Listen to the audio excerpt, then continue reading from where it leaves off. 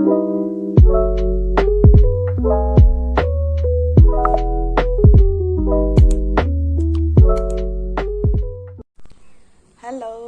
good morning everyone. Maya puru jilenga babna kramjari. Maya amlasi di ayuk ngan hawalaga ay ako'y jumi mathaki teresta la bako. Kay na di mathak se nukunungan tara nungabi ani musical lisitana. Nusasu kara thogle adoni maya isigi ay matagi view se yam phajaga jani the nasi akhoi se jum ahan basega kata to geto ni ba sajibu to geto ni ba ne ko ado jagi mya ai nasi blog se di jum ano bigi sajibu oidoi ni ado muthak se kara gadi kam nuai to nu sa su kita nang thoklak pa gadi mya si jum muthak se ga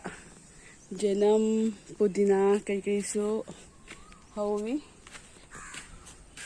sigana toningo khara lei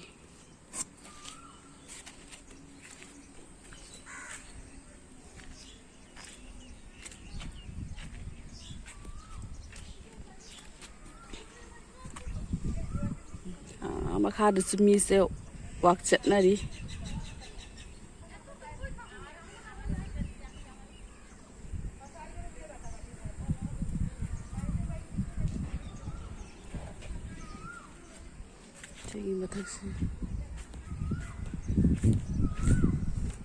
से मथक से कारक बनिएबा आई हुजी मथकती कुमधरे कनो मथकती terrace मथकती को अदो हुजी आई हुजी नुनुगी थबसिंची खर लोसलगे paper लोसलगा दगीती आई मथक मथक थबसिंची तुम सुदरक्तोइनेबा मयाम दुम येमिनसी करी करी तहुई है दको अदोनी मयाम नसीदी जुमनो बसेगा सजीपु तौदई नसीपु तौबाई से चाम हेंजन कनो तौनबडी तौररोय अदुसुदु खितंग ने को लाइटिंग खुरमदना दुम है खर कटलगा दुम मथेन खरा थोंग न तौनी है बने को अदो म्याम दुम येमिनसी को करी करी तौबा है दो जु अनोबदा अहानबो ओबे सजीपुनिना अदो दुम तौबदो जेंगलके को म्याम दुम आई हुजी थबसिंजे चांग लोसलगे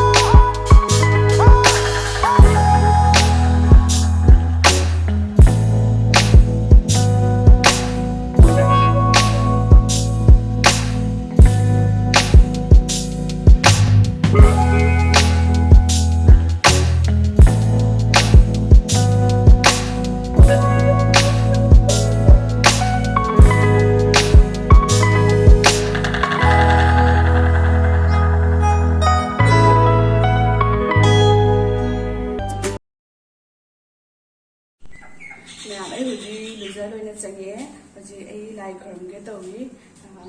लाई खरम लोरगा दुगीदी सिगी थोंग थापा सिंजे तौजरनी को मैम अदो सिगा लेरे लाई हेरु सिसे सिगा लेरे पासे कप खरे लाई हेरु सिगा लेरे पिकतकना खितंग तौए कच्चरनी को सिगा लेरे लाई हेरु से हजी लाई खरमनी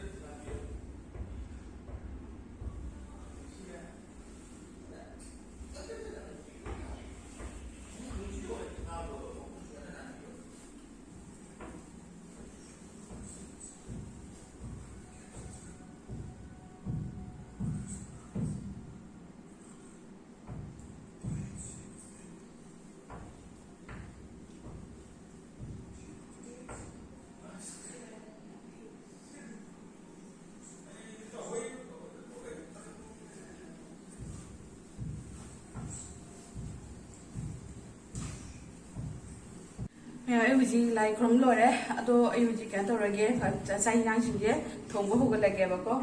ꯑꯩ ꯊꯣꯡꯗꯣꯏꯁꯦ ꯉꯁꯤꯁꯦ ꯀꯩꯅꯣꯅꯤ ꯀꯔꯤ ꯍꯥꯏ ꯃꯣꯇꯣꯔ ꯎꯇꯤ ꯑꯃ ꯊꯣꯡꯉꯅꯤ ꯑꯗꯒꯤꯗꯤ ꯄꯀꯧꯔꯥ ꯑꯃ ꯇꯧꯔꯒꯦ ꯑꯗꯒꯤꯗꯤ ꯑꯉꯧꯕ ꯑꯈꯥꯕ ꯏꯔꯣꯝꯕ ꯑꯗꯒꯤꯗꯤ ꯄꯅꯤꯔ ꯑꯃ ꯑꯗꯨꯝ ꯌꯥꯎꯍꯜꯂꯒꯦꯕꯀꯣ ꯆꯥꯝꯅꯗꯤ ꯇꯧꯔꯔꯣꯏ ꯑꯗꯨꯝ ꯑꯗꯨꯏꯁꯤꯁꯨ ꯃꯅꯨꯡꯕꯨꯗꯤ ꯍꯥꯏꯅꯀꯣ ꯑꯗꯨꯗꯨꯒꯤ ꯈꯤꯇꯪ ꯑꯃ ꯇꯧꯔꯒꯦꯕꯀꯣ ꯑꯗꯨꯗꯒꯤ ꯃꯌꯥꯝ ꯑꯗꯨꯝ ꯌꯦꯡꯃꯤꯟꯅꯁꯤ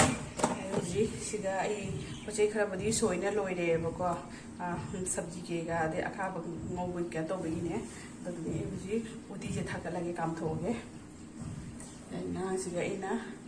ꯑꯩꯅ ꯃꯣꯇꯣꯔꯇꯤꯅ ꯊꯝꯕꯅꯦꯕ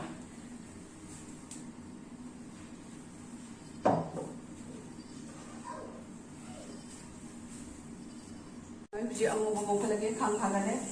ꯎꯇꯤꯁꯨ ꯀꯥꯝꯃꯦ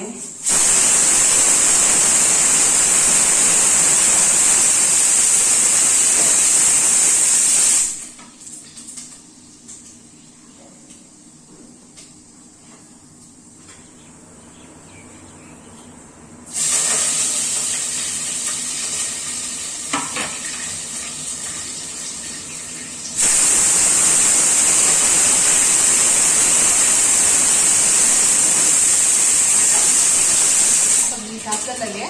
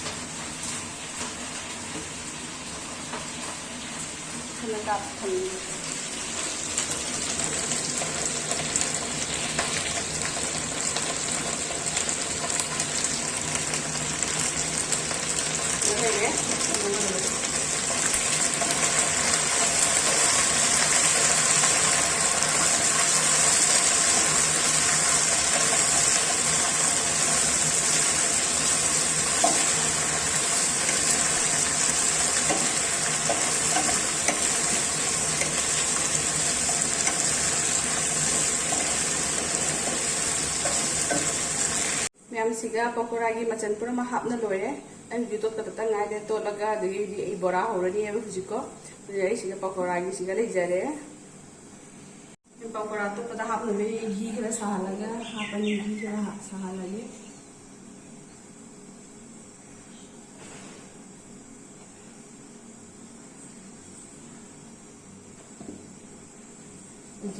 तवासीगा घी हापसले साहलगे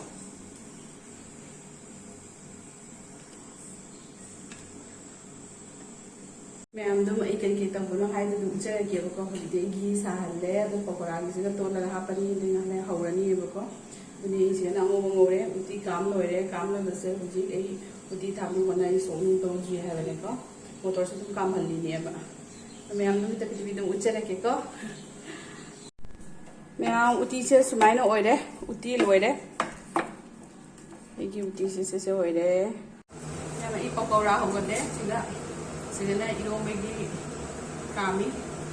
कामबदी कामुक्ति इरोंब थागले सिगना पकौड़ा तौरे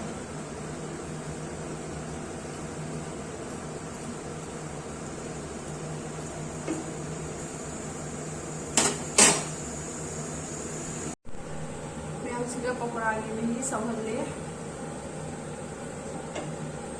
सिगना स्वीट खरा थोंगेना थोंबा खरा थोंगेना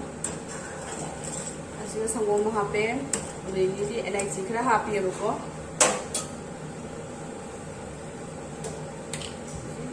मिठाई मिर्चा खरा हापचलनी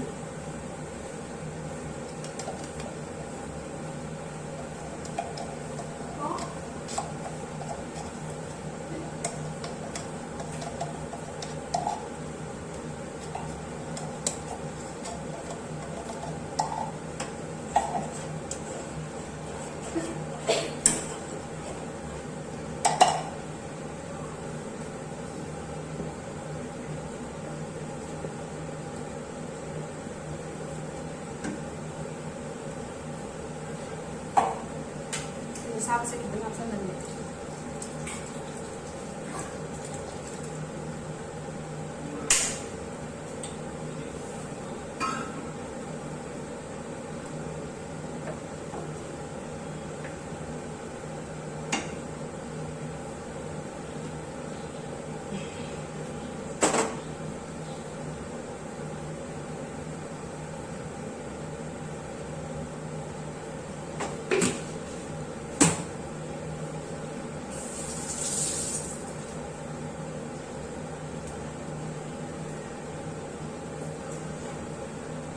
पकोड़ा की भी से सौरे हुए पकोड़ा से हफ्चलनी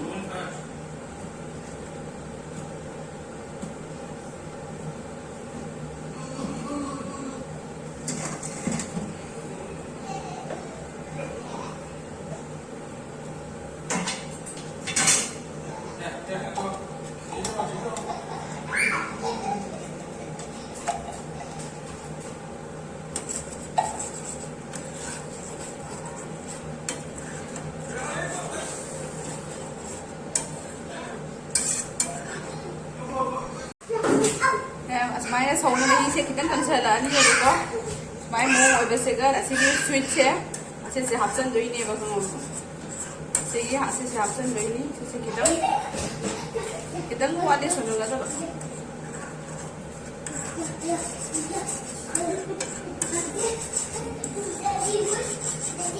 मिठाई में हापनी ना ने चीनी हापिरुनु को मैम मिठाई में हापनी चीनी हापिरुनु से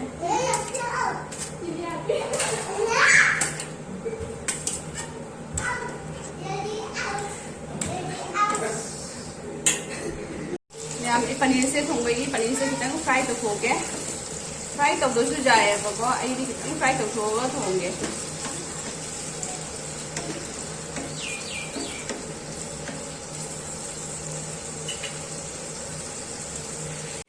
मैम एगी नसीगी सजीबगी मथल से सुमाइना ओइरे असीगा पकौड़ा थोंबा लेरे अदगी असिसना पनीर थोंबा अदगी असिसना स्वीट्स असेना अंगोबा इरोंबा अखाबा उती थोंबा मैम से तोइना तौजरे नसीगी ई मथल से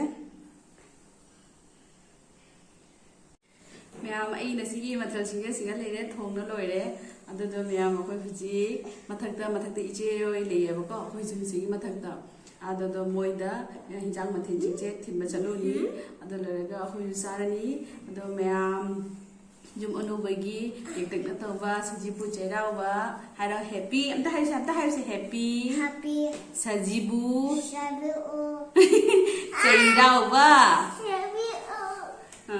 चनपासे अदनी मैम ए लोए नसीगी सिंग तौजबा मथेनसिंग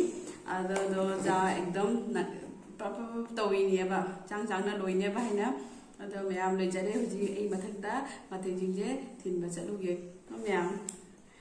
अदो लोरेगा कोइ चक्चारनी अदो मैम वीडियो से बतांग सिसा सुम लोसिलगे मैम लोसिबिदना ए चैनल सेबु लाइक सब्सक्राइब शेयर तबिरो ओके ओ असमाय तौबिवाय लाइक तौबिवाय अदो मैम अदो से हारगा इदुम थमजरगे बाय